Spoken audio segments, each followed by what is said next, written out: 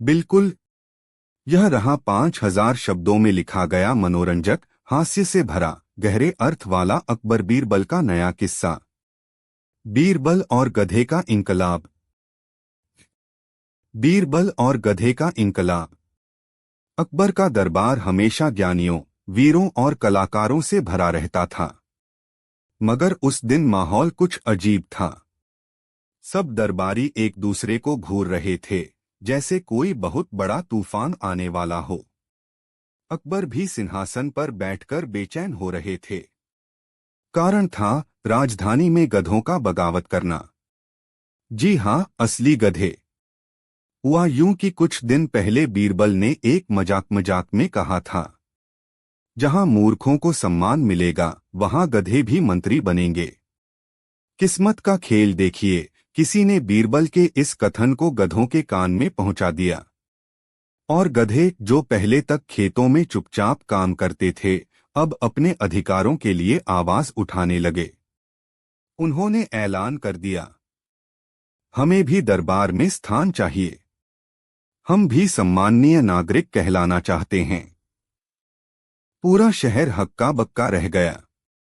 गधे गलियों में नारे लगाने लगे, गधा भी इंसान है, सम्मान हमारा अधिकार है, घास नहीं अब राज सिंहासन चाहिए।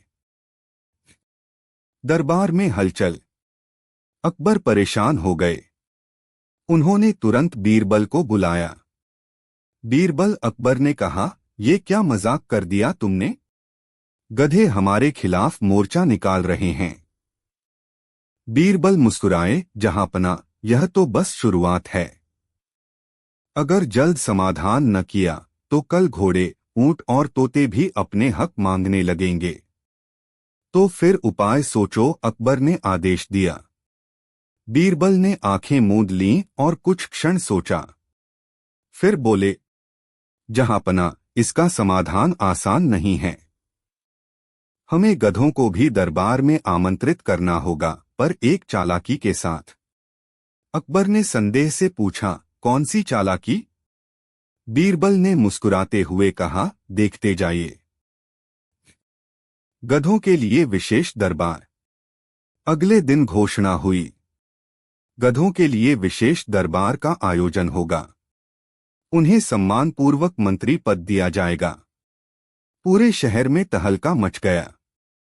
हजारों गधे अपने नेताओं के साथ राजधानी की ओर कूच करने लगे। वे अपने कान ऊंचे उठाए, पूंछ हिलाते, स्वाभिमान से भरपूर दिखाई दे रहे थे। बीरबल ने दरबार को एक मैदान में लगाया। उसके बीचों बीच एक बड़ा सा तख्त रखा गया था, गधों के लिए। सभी दरबारी हैरानी से देख रहे थे कि अब आगे क्या होगा। गधे आए। उनकी अगुवाई कर रहे थे बलवान सिंह, सबसे ताकतवर गधा। बुधिया लाल, सबसे समझदार गधा। सूरजमुखी, महिला गधा नेता। बलवान सिंह ने भाषण शुरू किया, हम गधे सदियों से अन्याय सहते आए हैं। अब वक्त आ गया है कि हम भी राज चलाएं। दरबारियों की हंसी छूटने ही वाली थी कि बीरबल ने इशारा कर सबको शांत कर दिया। बीरबल की चालाक योजना। बीरबल ने मंच पर आकर कहा, हम गधों का सम्मान करते हैं। हम चाहते हैं कि जो गधा सबसे योग्य हो, उसे प्रधान गधा मंत्री बनाया जाए। तालियां बजीं। गधे खुशी से उछलने लगे। बीरबल ने आगे कहा, लेकिन मंत्री बनने के लिए कुछ परीक्षाएं भी होंगी। आखिर जिम्मेदारी बड़ी है। गधों ने आत्मविश्वास से गर्दन हिलाई। पहली परीक्षा थी ज्ञान परीक्षा।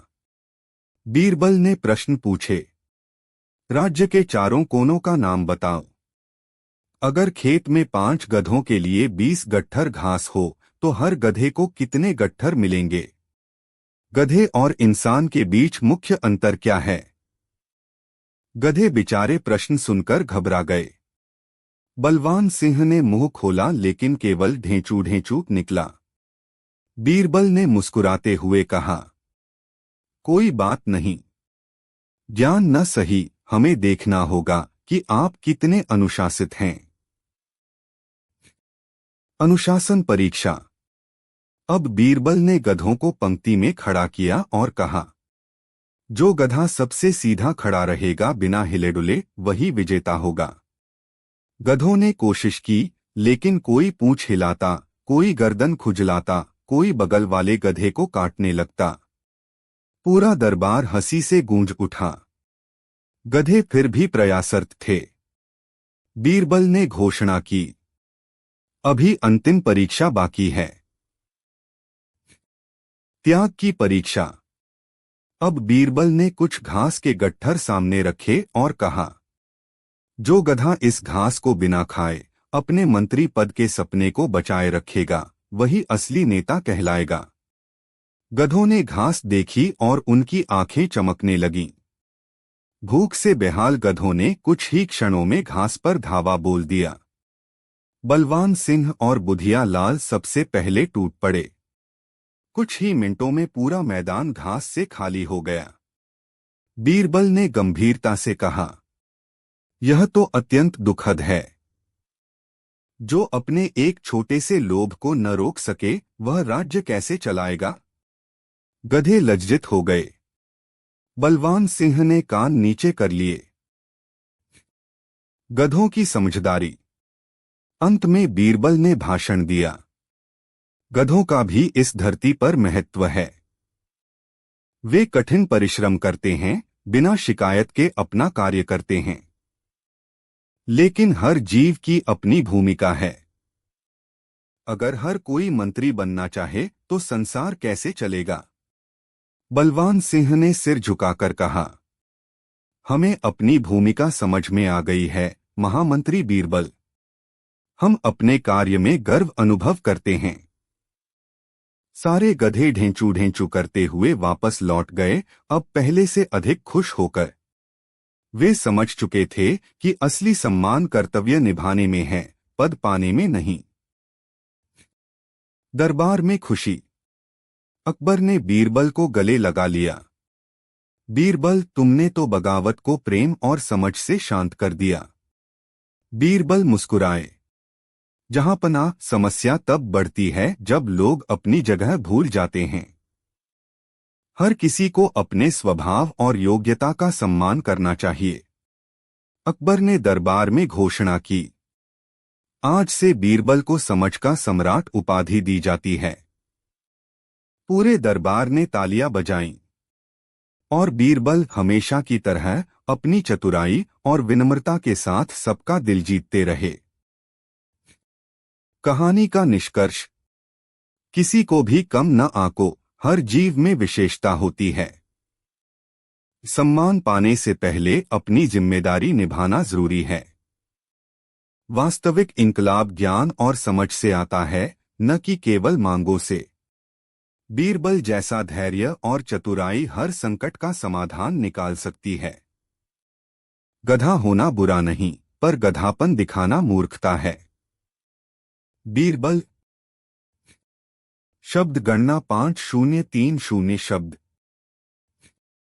अगर आप चाहें तो मैं इस कहानी का एक भाग 2 भी लिख सकता हूं, जिसमें गधों का राज्य बनता है और बीरबल को वहां विशेष सलाहकार बनना पड़ता है।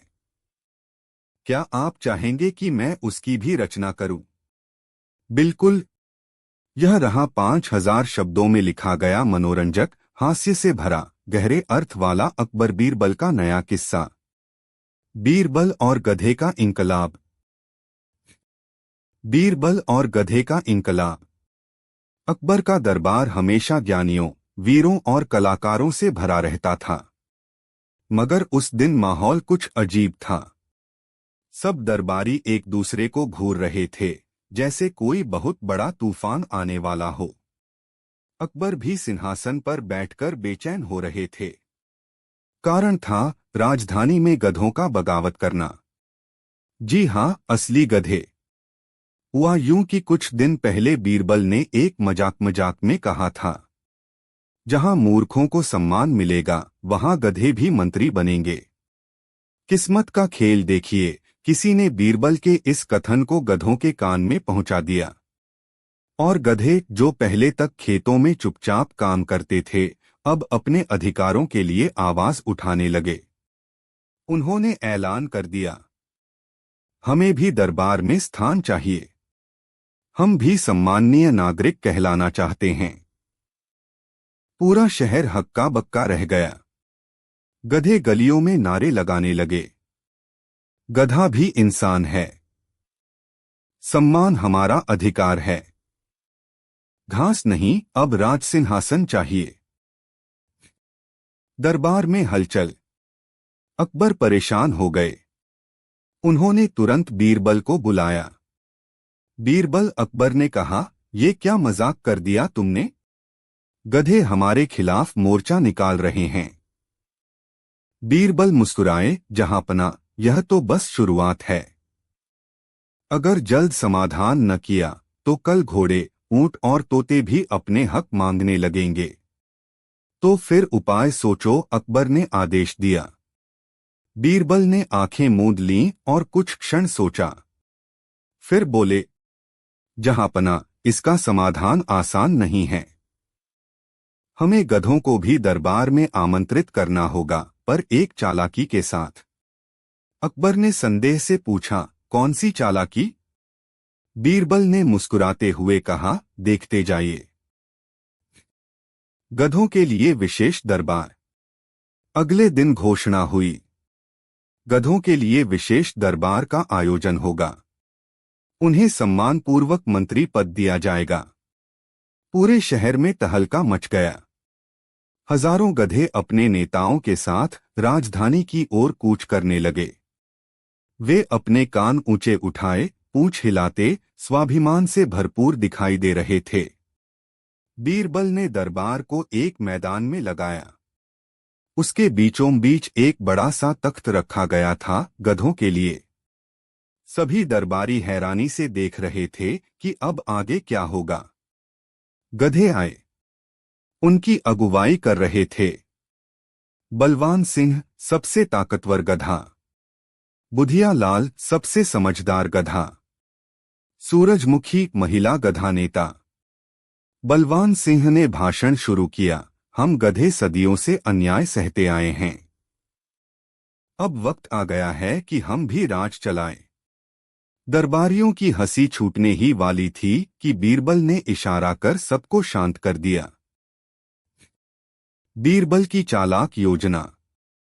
बीरबल ने मंच पर आकर कहा, हम गधों का सम्मान करते हैं। हम चाहते हैं कि जो गधा सबसे योग्य हो, उसे प्रधान गधा मंत्री बनाया जाए। तालियां बजीं। गधे खुशी से उछलने लगे। बीरबल ने आगे कहा, लेकिन मंत्री बनने के लिए कुछ परीक्षाएं भी होंगी। आखिर जिम्मेदारी बड़ी है। गधों ने आत्मविश्वास से गर्दन हिलाई। पहली परीक्षा थी ज्ञान परीक्षा। बीरबल ने प्रश्न पूछे, राज्य के चारों कोनों का नाम बताओ। अगर खेत में 5 गधों के लिए 20 गट्ठर घास हो तो हर गधे को कितने गट्ठर मिलेंगे? गधे और इंसान के बीच मुख्य अंतर क्या है?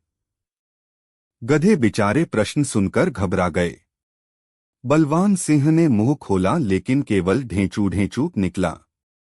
बीरबल ने मुस्कुराते हुए कहा, कोई बात नहीं। ज्ञान न सही, हमें देखना होगा कि आप कितने अनुशासित हैं। अनुशासन परीक्षा। अब बीरबल ने गधों को पंक्ति में खड़ा किया और कहा, जो गधा सबसे सीधा खड़ा रहेगा बिना हिले डुले, वही विजेता होगा। गधों ने कोशिश की, लेकिन कोई पूंछ हिलाता, कोई गर्दन खुजलाता, कोई बगल वाले गधे को काटने लगता। पूरा दरबार हंसी से गूंज उठा। गधे फिर भी प्रयासरत थे। बीरबल ने घोषणा की, अभी अंतिम परीक्षा बाकी है। त्याग की परीक्षा।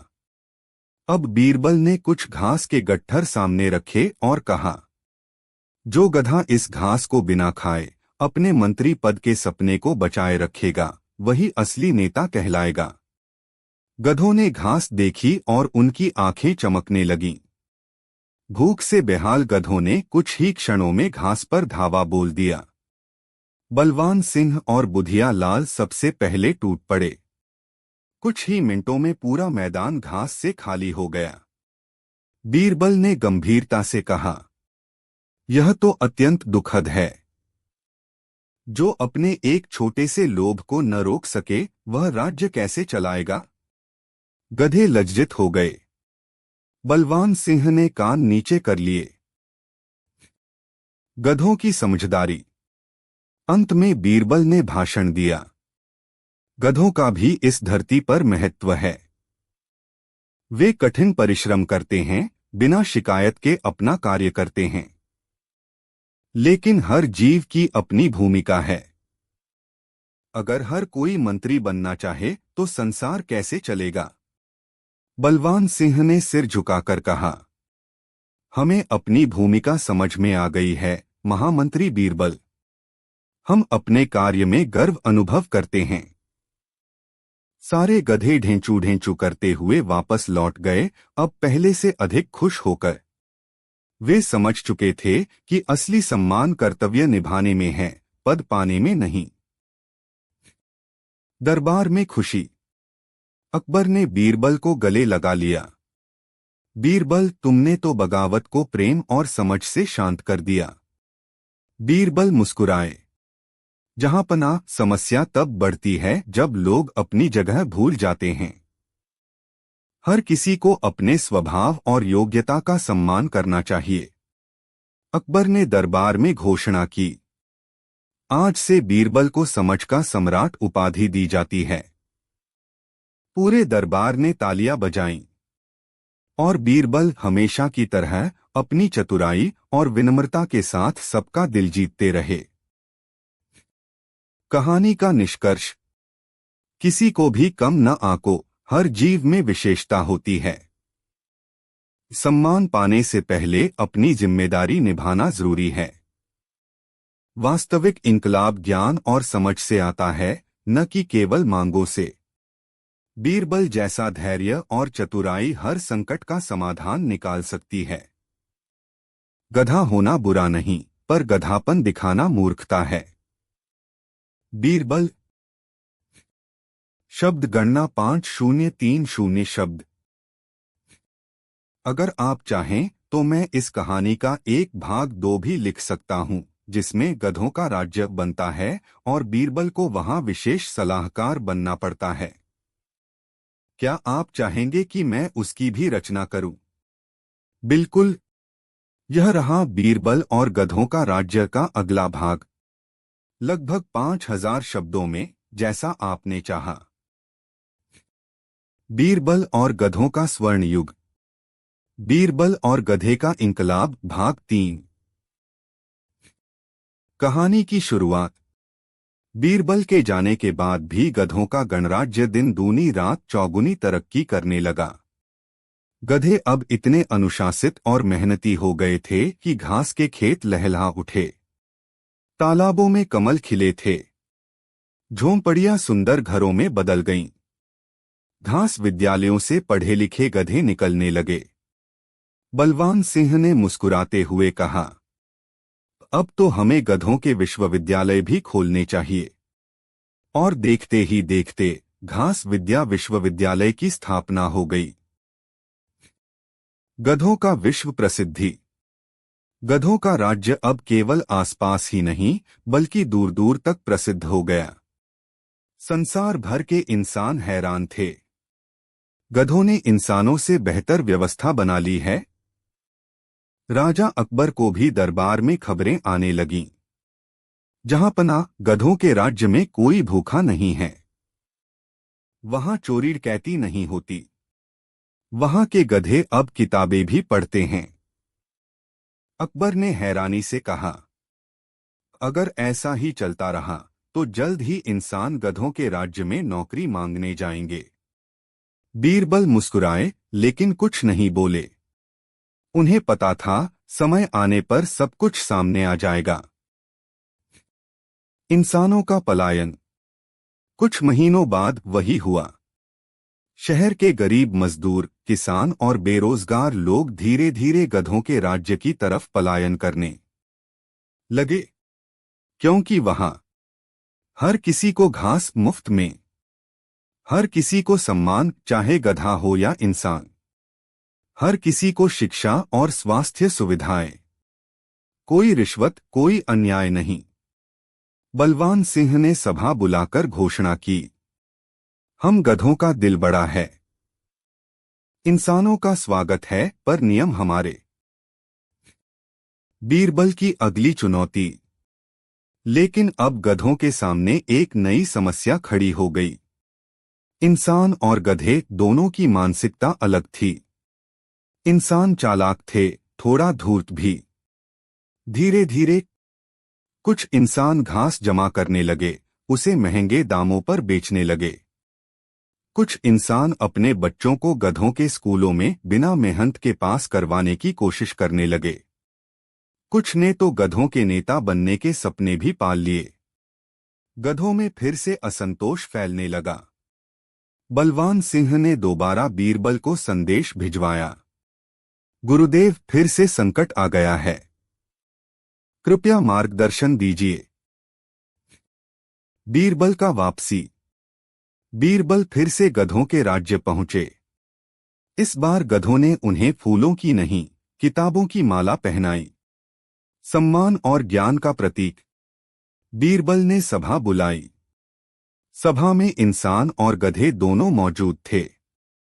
बीरबल बोले, जिस समाज में दो अलग संस्कृतियां मिलती हैं, वहां नियमों को और भी मजबूत करना पड़ता है। उन्होंने 3 नए कानून बनाए। एक मेहनत अनिवार्य कानून, इंसान या गधा जो भी घास चाहता है, उसे रोज 4 घंटे सेवा करनी होगी। 2 ईमानदारी परीक्षा, हर महीने ईमानदारी और सेवा भाव पर आधारित परीक्षा होगी। 3 समरसता पाठशाला, इंसान और गधे दोनों के लिए एक विशेष स्कूल जहां उन्हें एक दूसरे के साथ जीना सिखाया जाएगा। शिक्षा की क्रांति। समरसता पाठशाला में अजीब दृश्य देखने को मिले। गधे इंसानों को घास काटने का सही तरीका सिखाते। इंसान गधों को गणित और इतिहास पढ़ाते। दोनों मिलकर संगीत और कला प्रतियोगिताएं करते। धीरे धीरे गधों और इंसानों के बीच मित्रता पनपने लगी। गधों को पता चला कि इंसानों में कल्पना शक्ति जबरदस्त होती है, और इंसानों को समझ आया कि गधों में अद्भुत धैर्य और निष्ठा होती है। नई सरकार।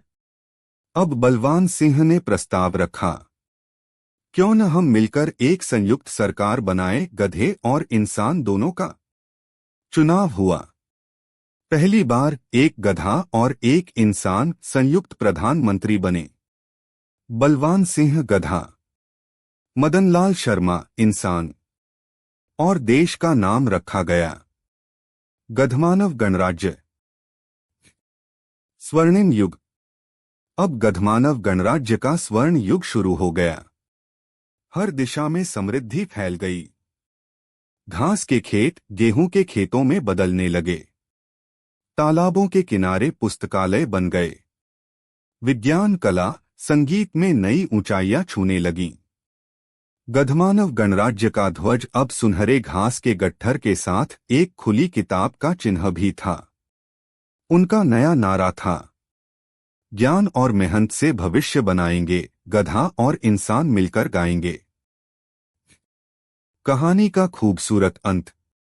एक दिन अकबर ने बीरबल से पूछा, बीरबल, तुमने गधों को इंसानों से भी बेहतर बना दिया, तुम्हें क्या इनाम चाहिए?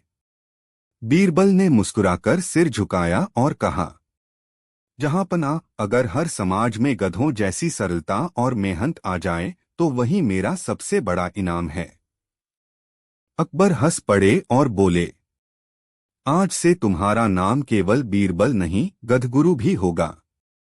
दरबारियों ने ताली बजाई और बीरबल ने मन ही मन सोचा, जहां प्रेम, मेहनत और ज्ञान का मेल हो, वहीं असली स्वर्ग बसता है, चाहे वो गधों का गणराज्य ही क्यों न हो। कहानी का निष्कर्ष। जब विविधता को समझदारी से अपनाया जाता है तो चमत्कार होते हैं। समाज की असली प्रगति प्रेम, शिक्षा और परिश्रम में है। गधे और इंसान में फर्क केवल सोच का है, दिलों में नहीं। जो दूसरों को ऊपर उठाता है वही सच्चा नेता होता है। जो दिल से गधा है वही असली बुद्धिमान है। गधगुरु बीरबल। शब्द गणना 5100 शब्द। अगर आप चाहें तो अगला भाग भी लिख सकता हूं, जहां गधमानव गणराज्य को कोई बाहरी संकट झेलना पड़े, जैसे कोई चालाक लोमड़ियों की सेना हमला करे। क्या आप चाहेंगे कि मैं भाग 4 भी लिखूं? यह और भी रोमांचक और मजेदार होगा। बताइए। बिल्कुल। यह रहा बीरबल और गधों का महासंग्राम। बीरबल और गधे का इंकलाब भाग 4। लगभग 5000 शब्दों में, जैसा आप चाहते हैं। बीरबल और गधों का महासंग्राम। गधमानव गणराज्य पर पहला बाहरी हमला। कहानी की शुरुआत। गधमानव गणराज्य अब समृद्ध, शिक्षित और शक्तिशाली हो गया था। गधे और इंसान मिलकर अद्भुत आविष्कार कर रहे थे। घास से बिजली बनाना, पानी से संगीत पैदा करना और सूरज की रोशनी से किताबें छापना। लेकिन सुख के साथ संकट भी आते हैं। जब पड़ोसी जंगलों के जानवरों ने गधमानव गणराज्य की खुशहाली देखी तो उनके मन में लालच जाग उठा। लोमड़ी राजा चालू सैयद ने अपने दरबार में घोषणा की, अगर हमने अभी हमला नहीं किया तो गधे हमें भी पढ़ाकर सभ्य बना देंगे। इससे पहले कि हमें काम करना पड़े, उन पर कब्जा कर लो। पूरे जंगल से लोमड़ियां, गीदड़, एक भेड़िए और कुछ चालाक बंदर, सभी को इकट्ठा कर एक कपट सेना बनाई गई। हमला शुरू। एक चांदनी रात, जब गधमानव गणराज्य अपने पुस्तकालयों में कविताएं पढ़ रहा था, जब इंसान गधा बच्चे चित्रकला की प्रतियोगिता कर रहे थे, तभी चालू सैयद की सेना ने हमला बोल दिया। पुस्तकालयों में आग लगाने लगे, खेतों से घास लूटने लगे, तालाबों को जहर से भरने लगे। बलवान सिंह और मदनलाल शर्मा को तुरंत खबर मिली। सभा बुलाई गई। युद्ध या समझौता? सभा ने एक स्वर में कहा। पहले कोशिश शांति की, फिर जरूरत पड़ी तो स्वाभिमान के लिए युद्ध। बीरबल की भूमिका। गधमानव गणराज्य के सलाहकार बीरबल तुरंत हरकत में आ गए। बीरबल ने कहा, युद्ध केवल बाहुबल से नहीं, बुद्धिबल से जीते जाते हैं। चालाक दुश्मन को उसी की चाल में फंसाना चाहिए। उन्होंने गधों के लिए 5 दस्ते बनाए। एक अज्ञानी दस्ता, जो खुद को मूर्ख बनाकर दुश्मनों को भरमाएगा। 2 विद्वान दस्ता, जो दुश्मनों को ज्ञान देकर उलझाएगा। 3 घास योद्धा दस्ता, जो घास की आड़ में युद्ध करेगा। 4 तालाब सेना, जो पानी के अंदर से हमला करेगी। 5 कला सेना, जो गीतों और चित्रों से दुश्मनों का मनोबल तोड़ेगी। पहली टक्कर। जैसे ही चालू सैयद की सेना राजधानी की तरफ बढ़ी, अचानक खेतों के बीच से एक झुंड निकला। गधे गाना गा रहे थे, घास हमारी माँ है, पढ़ाई हमारा धर्म। जो आए घास चुराने, कर देंगे हम मर्म। लोमड़ियां चौंक गईं। युद्ध में गाना, ये कौन सी चाल है? तभी दूसरी तरफ से तालाब से गधों का जलदस्ता निकला। कमर तक पानी में उनके सिर पर छोटी छोटी घास की नौकाएं तैरती थीं। उन्होंने दुश्मनों पर कमल के फूल फेंकने शुरू कर दिए। पहले तो लोमड़ियां हंसीं, लेकिन जैसे ही फूलों में छुपे तेजाबी बीज फटे, उनकी आंखों में जलन होने लगी। बीरबल का सबसे बड़ा दांव। फिर आया बीरबल का सबसे बड़ा दांव। विद्वान दस्ता मैदान में उतरा। हर गधा किताब लेकर लॉजिक और तर्क से दुश्मनों को चौंका रहा था। लोमड़ी महाराज, अगर आप मेहनत करें तो खुद भी समृद्ध हो सकते हैं। चोरी से सुख नहीं मिलता, ज्ञान से मिलता है। आप जंगल का संविधान तोड़ रहे हैं। कुछ गीदड़ शर्मिंदा होकर वहीं बैठ गए। कुछ बंदर वापस लौटने लगे। चालू सैयद की आखिरी चाल। चालू सैयद ने देखा कि सेना हार रही है तो उसने गुप्त योजना बनाई। वह खुद एक गधा बनकर गधों के बीच घुस गया। उसने सोचा, भीतर से शासन को बिगाड़ दूंगा। लेकिन गधमानव गणराज्य में ईमानदारी परीक्षा होती थी। जब सैयद से पूछा गया, अगर आपके पास 2 घास के गट्ठर हों और एक भूखा साथी हो तो आप क्या करेंगे? सैयद ने जवाब दिया, दोनों घास अपने पास रखूंगा। तुरंत उसकी पोल खुल गई। गधों ने उसे पकड़ लिया और सबके सामने माफी मंगवाई। महासंग्राम का अंत। आखिरकार चालू सैयद की सेना भाग खड़ी हुई। गधमानव गणराज्य फिर से आजाद हो गया।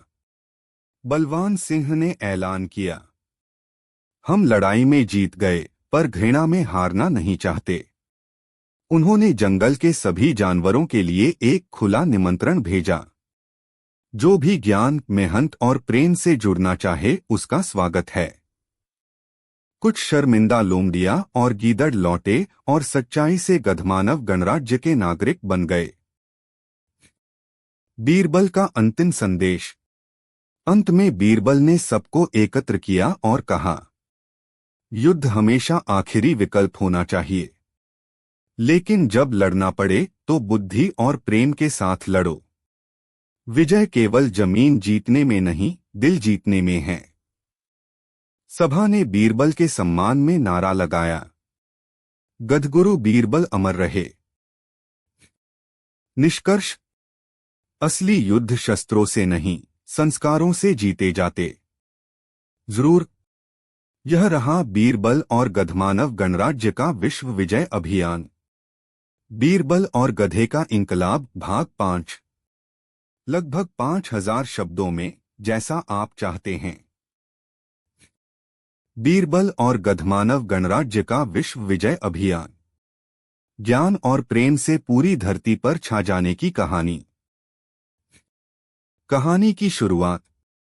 गधमानव गणराज्य अब एक उदाहरण बन चुका था। चारों दिशाओं से संदेश आ रहे थे। एक जंगल से, हमें भी घास विश्वविद्यालय चाहिए।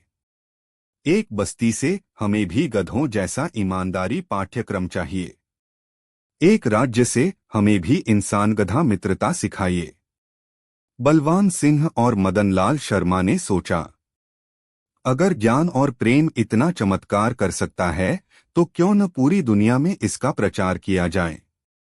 सभा बुलाई गई। बैठक में प्रस्ताव रखा गया, हम तलवार लेकर नहीं, किताब लेकर विजय करेंगे। सभी ने एक स्वर में हामी भरी और अभियान का नाम रखा गया, विश्व ज्ञान यात्रा। बीरबल की रणनीति। बीरबल ने सफेद घास के कागज पर एक भव्य योजना बनाई। एक, हर जगह 3 चीजें ले जानी होंगी। एक किताब, एक घास का पौधा, एक प्रेम का गीत। 2, जहां भी लोग डरें या विरोध करें, वहां संवाद से प्रेम और शिक्षा का बीज बोना होगा। 3, किसी भी हालत में बल प्रयोग नहीं करना, केवल विचारों और उदाहरणों से परिवर्तन लाना। गधमानव गणराज्य के बच्चे, गधे और बुजुर्ग सभी तैयार हो गए। पहला पड़ाव, भेड़ियों का साम्राज्य। सबसे पहले गधमानव सेना पहुंची भेड़ियों के देश में। वहां का नियम था, जो जोरावर वही सही। भेड़िए पहले तो गधों का मजाक उड़ाते रहे, अरे किताब लेकर युद्ध लड़ने आए हैं। लेकिन बीरबल ने अज्ञानी दस्ता भेजा। गधे मूर्ख बनकर भेड़ियों के बच्चों के साथ खेलने लगे। धीरे धीरे बच्चों को कहानियां सुनाई चित्र बनाना सिखाया। कुछ ही महीनों में भेड़िए घास के खेतों की देखभाल करने लगे।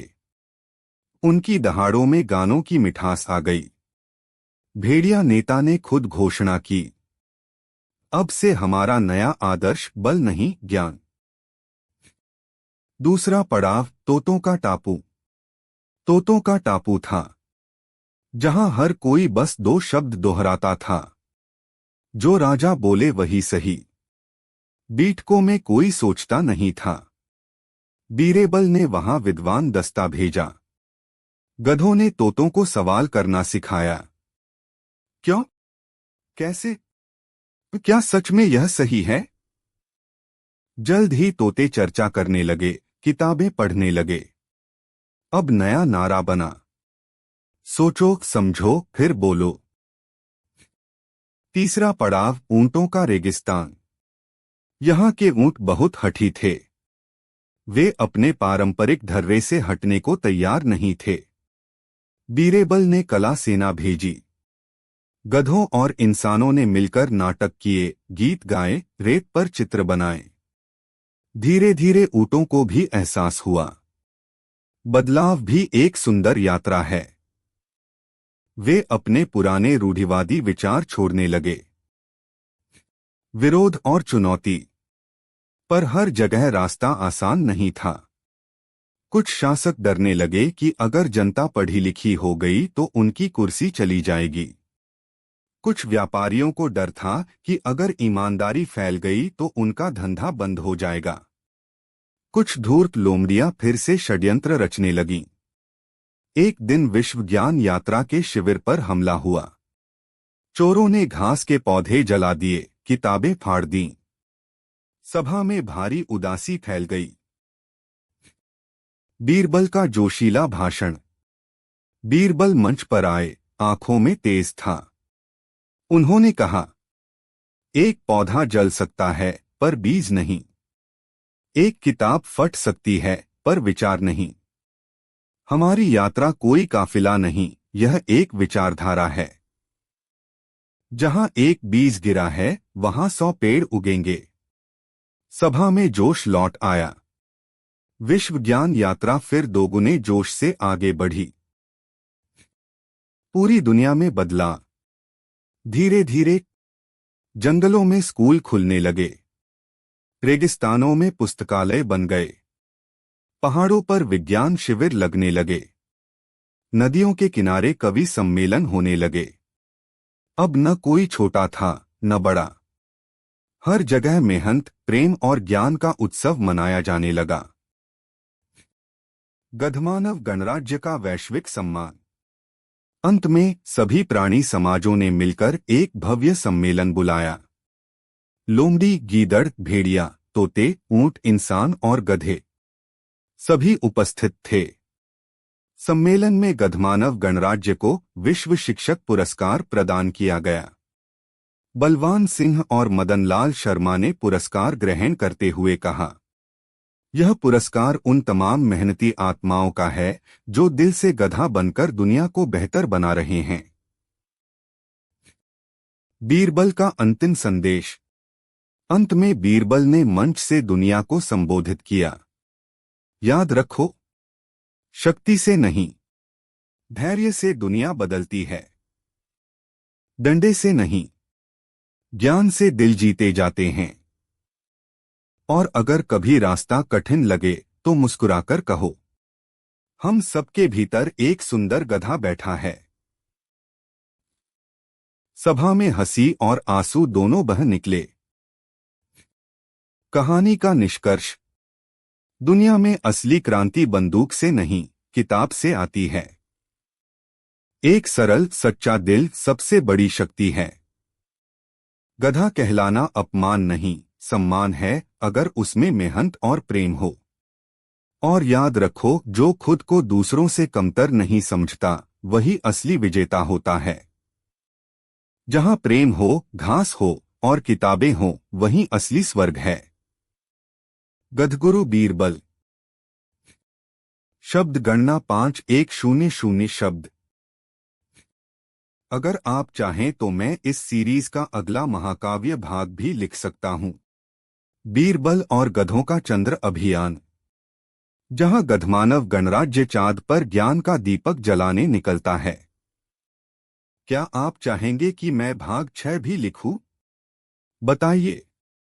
बहुत बढ़िया। जैसा आपने कहा, यह रहा बीरबल और गधों का चंद्र अभियान। बीरबल और गधे का इंकलाब भाग 6, लगभग 5000 शब्दों में।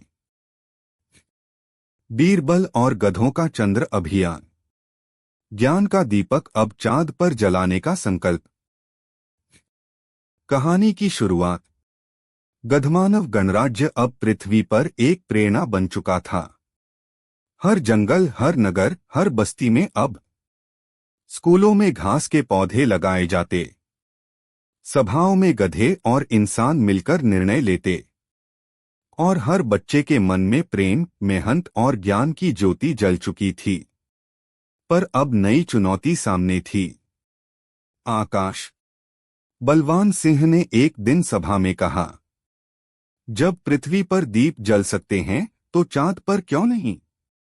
सभा में एक पल को सन्नाटा छाया। फिर पूरा दरबार गूंज उठा। चांद पर ज्ञान दीप जलाएंगे। बीरबल की नई योजना। बीरबल ने अपनी चिरपरिचित मुस्कान के साथ योजना बनाई। एक, चांद पर एक घास पुस्तकालय बनाना होगा। 2, वहां पहला अंतरिक्ष विद्यालय खोलना होगा। 3, और सबसे बड़ा काम, चांद पर एक प्रेम का स्तंभ बनाना होगा, ताकि पृथ्वी और चंद्रमा के बीच हमेशा मैत्री बनी रहे। गधमानव वैज्ञानिकों ने काम संभाला। घास आधारित रॉकेट ईंधन का आविष्कार हुआ। पानी से चलने वाला अंतरिक्ष वाहन तैयार किया गया। मृदु गुरुत्वाकर्षण सूट सिलवाया गया। अंतरिक्ष अभियान की तैयारी। गधमानव गणराज्य में पहली बार गधे एस्ट्रोनॉट्स चुने गए। इंसान वैज्ञानिकों को चुना गया और बीरबल को अंतरिक्ष सलाहकार बनाया गया। 6 महीने की कठोर ट्रेनिंग चली। पानी के नीचे दौड़ना, बिना गुरुत्व के घास खाना, किताबें बिना पन्ने उड़ाए पढ़ना। अंततः वह दिन आया जब गधमानव गणराज्य का पहला रॉकेट गगनयान 1 प्रक्षेपित होने को तैयार था। उड़ान का अद्भुत दृश्य। पूरा जंगल, पूरा मानव समाज सांस रोके देख रहा था। घास से बनी लंबी सफेद रॉकेट, जिसके अग्निपुंज हरे थे, धीरे धीरे आकाश चीरती हुई ऊपर उठी। गधगुरु बीरबल ने हंसते हुए कहा, देखो अब घास भी आकाश छूने चली है। पूरा गणराज्य खुशी से झूम उठा। चांद पर पहला कदम। गगनयान 1 के दल ने चांद की सतह पर उतरते ही पहला वाक्य कहा, यह केवल एक छोटी छलांग नहीं, यह पूरी सभ्यता के लिए एक महान दौड़ की शुरुआत है। गधों ने चांद पर घास के बीज बोए, एक छोटी सी पुस्तकालय इमारत खड़ी की और प्रेम का एक सफेद घास से बना स्तंभ खड़ा किया। चांद पर अब पहली बार घास फूली, किताबें खुलीं और गीत गूंजे। ओ चांद, अब तू भी हमारा साथी है। ज्ञान की रोशनी से जगमगाते रहना। अंतरिक्ष में चुनौतियां। पर अंतरिक्ष हमेशा सरल नहीं होता। गुरुत्वाकर्षण कम था, गधे बार बार हवा में उड़ जाते। ऑक्सीजन कम थी, इंसानों को खास घास प्रेरित ऑक्सीजन मास्क पहनने पड़े।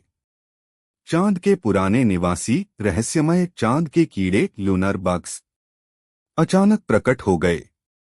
ये कीड़े चांद की चुप्पी के रक्षक थे। वे नहीं चाहते थे कि कोई शोर शराबा चांद पर हो। बीरबल ने स्थिति को संभाला। उन्होंने कीड़ों से संवाद किया, उन्हें प्रेम और ज्ञान के गीत सुनाए और वादा किया कि चांद पर शांति पुस्तकालय बनाया जाएगा, जहां केवल मौन में पढ़ाई होगी। चांद के कीड़े प्रसन्न हुए और उन्होंने गधों को अपना मित्र बना लिया। चंद्रमा पर गधमानव गणराज्य की स्थापना। कई महीनों के परिश्रम के बाद पहला घास विश्वविद्यालय खुला, पहला पुस्तकालय शुरू हुआ और प्रेम का सफेद घासस्तंभ पूरे चांद पर चमकने लगा। अब पृथ्वी से देखने पर पूर्णिमा की रातों में एक हल्का हरा चमकता घेरा दिखने लगा। गधमानव दीपक, जिसे दुनिया भर में प्रेम, ज्ञान और परिश्रम का प्रतीक माना जाने लगा। बीरबल का अंतिम संदेश चांद से। बीरबल ने चांद की धरती पर खड़े होकर रेडियो संदेश भेजा।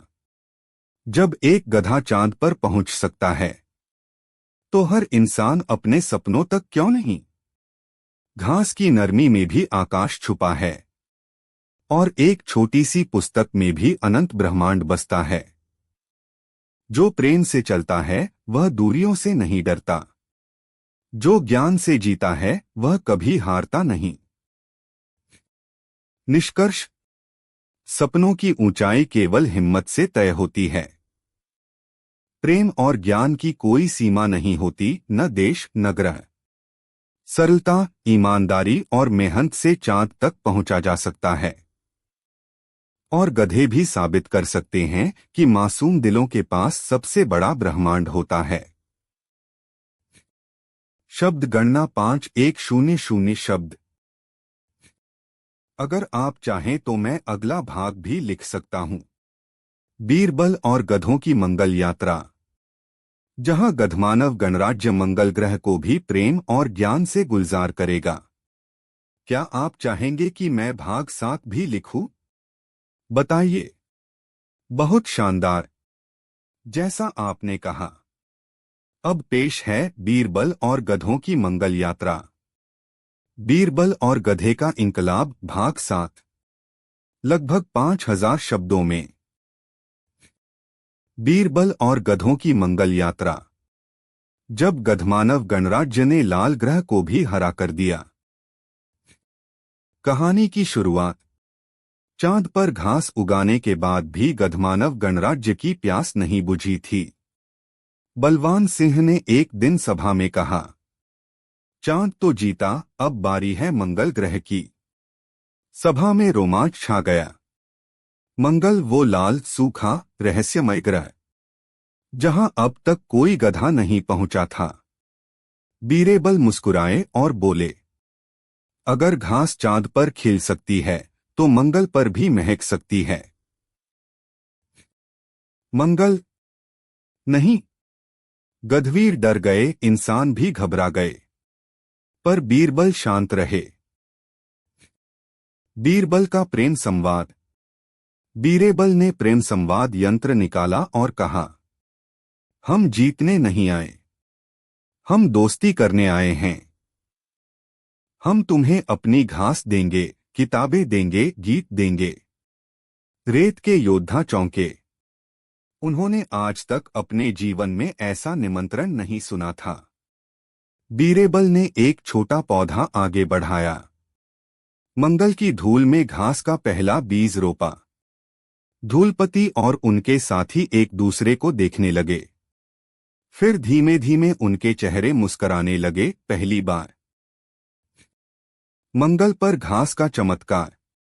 गधों और इंसानों ने मिलकर लाल धूल को साफ किया, विशेष घास के बीज बोए और मंगल का पहला पुस्तकालय बनाया।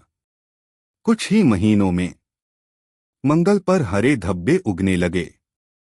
पुस्तकालय में मंगल के योद्धा कहानियां पढ़ने लगे। धूल के तूफान में अब गीत गूंजने लगे। बड़ी मुसीबत, लाल ज्वाला। पर मंगल ग्रह ने आखिरी परीक्षा लेनी थी।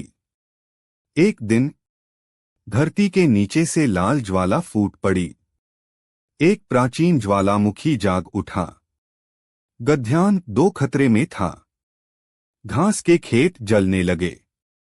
पुस्तकालय हिलने लगा। गधवीर दस्ते घबरा गए।